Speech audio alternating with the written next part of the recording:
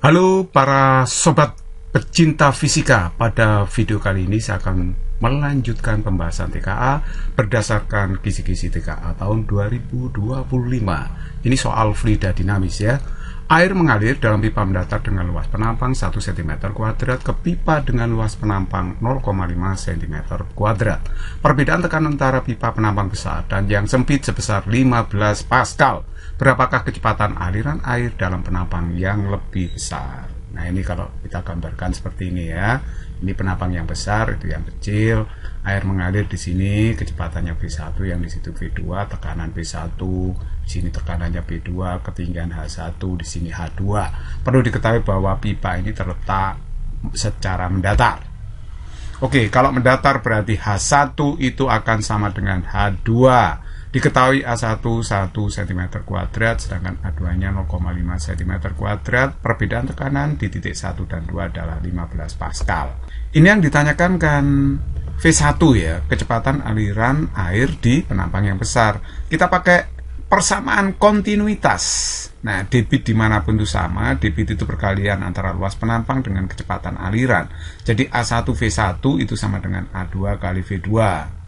Nah, A1-nya tadi 1, V1 saya biarkan A2 setengah kali V2. Jadi kalau begitu V2-nya itu 2 kali V1. Ini saya sebut persamaan 1. Kemudian saya pakai hukum Bernoulli untuk mencari V1-nya. Jadi nanti saya substitusikan persamaan 1 ke persamaan hukum Bernoulli ini ya. Nah, oke, karena 1 sama dengan H2 kita bisa coret. Kemudian berarti tinggal ini persamaannya, berarti P1 min P2 sama dengan setengah rho V2 kuadrat min setengah rho V1 kuadrat.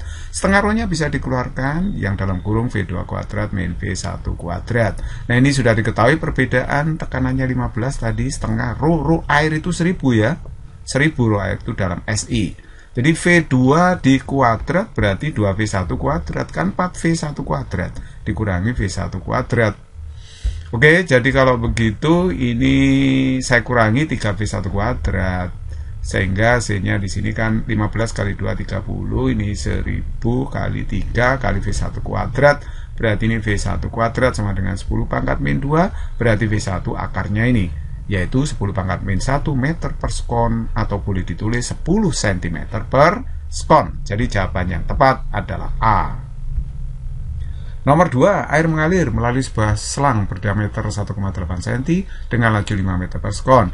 Air ini keluar melalui sebuah saluran yang lebih sempit dengan diameter penampang 0,9 cm. Jika saluran keluar ini diarahkan vertikal ke atas, maka ketinggian yang bisa dicapai adalah berapa? Oke, jadi ini seperti air mancur itu ya. Jadi ini penampang 1, yang ini penampang yang kedua, yang mau muncrat ke atas itu ya, yang penampang 2. Oke, sekarang perhatikan D1 sudah diketahui 1,8 cm, D2 0,9 cm. Jadi pipanya ini penampangnya berbentuk lingkaran dengan diameter diketahui seperti ini. Nah, terus kemudian kecepatan V1 ini sudah diketahui 5 meter per sekon. Kita bisa mencari kecepatan pancar sesaat setelah dia muncrat ke atas ini. Kita bisa cari yaitu V2-nya. Dengan persamaan kontinuitas A1V1 sama dengan A2V2, berarti V2-nya adalah A1V1 per A2. Nah, karena luas penampangnya berbentuk lingkaran, berarti kalau diameter diketahui, luas lingkarannya 1/4 pi D1 kuadrat, A2 1/4 pi D2 kuadrat. Nah, 1/4 pi-nya dicoret, sehingga tinggal ini bisa disederhanakan menjadi D1 per D2 kuadrat kali V1. Nah, terus kemudian kita masukkan ya, di sini D1-nya 1,8, D2-nya 0,9. Ini kan 2 saya kuadratkan jadi berapa ya? Jadi 4. 4 kali 5 berarti 20 meter per sekon. Jadi ini kecepatan awal muncratnya untuk menuju titik puncak itu ya. Ini yang ditanyakan kan ketinggian maksimum ya. Ketinggian yang bisa dicapai berarti ketinggian maksimum. Oke, jadi kalau begitu kita menggunakan rumus GLBB aja, bahwa VT kuadrat sama dengan VO kuadrat min 2GH gitu. Nah, VT-nya itu ya di titik puncak ya, VP, sedangkan V awalnya di awal ini, di penampang yang kedua, V2. Jadi VP kuadrat sama dengan V2 kuadrat min 2GH. Berarti kalau begitu VP-nya itu 0. Kenapa? Karena di titik puncak kecepatannya pasti 0 karena tidak naik lagi.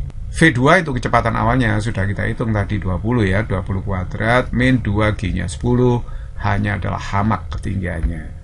Jadi kalau begitu 20 hamak sama dengan 400, berarti hamaknya ketemu 20.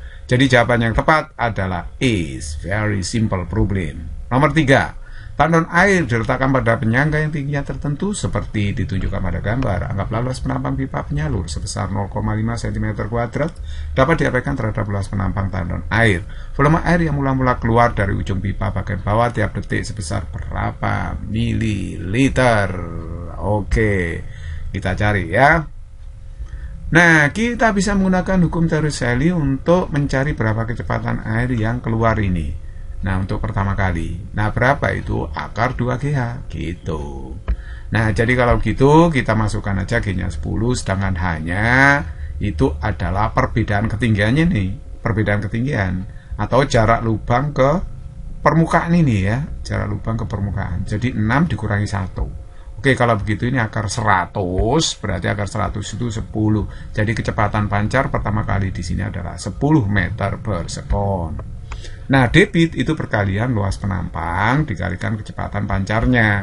Nah, terus kemudian kita uraikan, debit itu juga volume dibagi waktu sama dengan A kali V, berarti volumenya yang keluar itu AVT.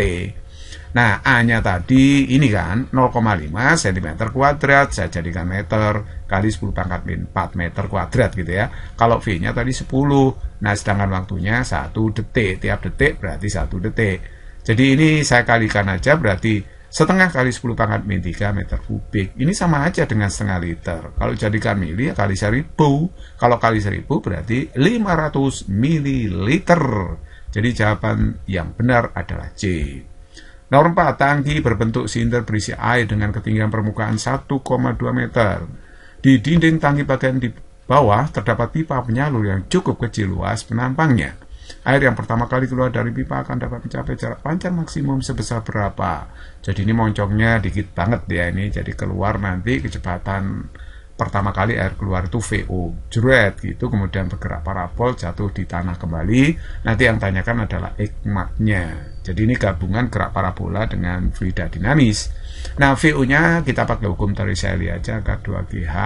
Jadi ini ekmaknya teori gerak parabola. Kalau Anda lupa silakan melihat, tonton video saya membahas gerak parabola. Ekmaknya itu adalah VO kuadrat sin 2 alfa per G. Nah, VO-nya saya masukkan akar 2GH. Lalu saya kuadratkan, berarti 2GH sin 2 alfa per G. Nah, G-nya saya coret, jadi 2H sin 2 alfa. Kita masukkan, hanya adalah 1,2 sin 2 alfa, alfanya 45. Ini 45 ya alfanya ya. Nah, oke. Ini berarti 2,4 kali sin 90. Sin 90 itu 1, berarti 2,4 meter. Itulah jawabannya. E yang benar ya. Nomor 5. Anggaplah luas sayap bagian atas dan bawah pesawat sama besar. Luas total sayap bagian bawah sebuah pesawat terbang adalah 60 meter kuadrat. Udara mengalir pada bagian atas sayap dengan kecepatan 50 meter per sekon dan pada bagian bawahnya 30. Gaya angkat yang bekerja pada sayap pesawat jika massa jenis udara 1,2 kg per meter kubik adalah berapa? Kita jawab. Gaya angkat pesawat itu dirumuskan delta F sama dengan setengah A kali dalam kurung V2 kuadrat min V1 kuadrat. Nah, kita tinggal masuk aja, udara adalah 1,2. Kalau A-nya di sini luas sayapnya 60 tadi, V2-nya sudah diketahui, itu kecepatan di atas sayap 50, sedangkan yang di bawah 30. Nah, sehingga ini hasilnya berapa? Ini kan 0,6 kali 60, 36 ya. Ini 2500 kurangi 900, berarti 36 kali 1600, hasilnya berarti 57600 Newton atau 57,6 kilonewton. Jadi jawaban yang tepat C. Physics is very easy and fun. Semoga bermanfaat. Tetap semangat belajarnya.